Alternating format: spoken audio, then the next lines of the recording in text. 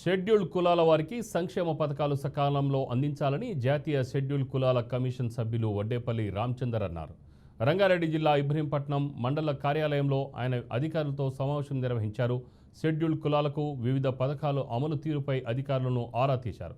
విద్యార్థులకు post matric స్కాలర్షిప్లు ఏ మేరకు అందుతున్నాయో నివేదిక ఇవ్వాలని అధికారులకు సూచించారు.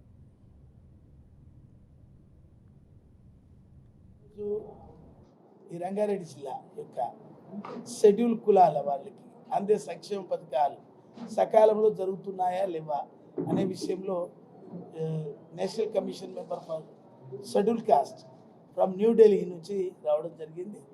ముఖ్యంగా కమిషన్ ఏం చేస్తుందంటే ప్రతి జిల్లాలో వాళ్ళకి సకాలంలో ఫండ్స్ అందుతున్నాయా లేవా, అధికారులు పనిలో ఉన్నారా లేదా, లేనట్లయితే వాళ్ళ మీద పనిష్మెంట్ కూడా ఉంటుంది.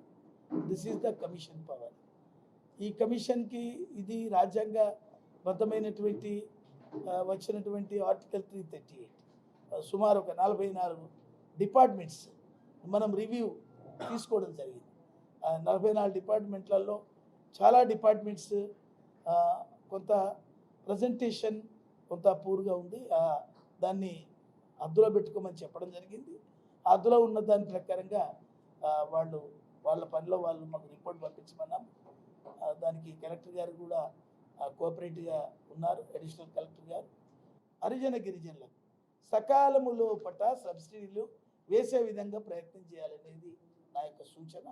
ఎందుకంటే ప్రతి జిల్లాలో మేము పోయిన కాడ జరిగేది ఏం జరుగుతుందంటే సకాలంలో సబ్సిడీలు పడిపోవడం వల్ల బ్యాంకులలో ఎన్పిఎల్ అయిపోయి సిబిల్ రిపోర్ట్ ఖరాబ్ అయిపోయి వాళ్ళు మళ్ళొక లోన్ తీసుకోలేని పరిస్థితి అవుతుంది. ఈరోజు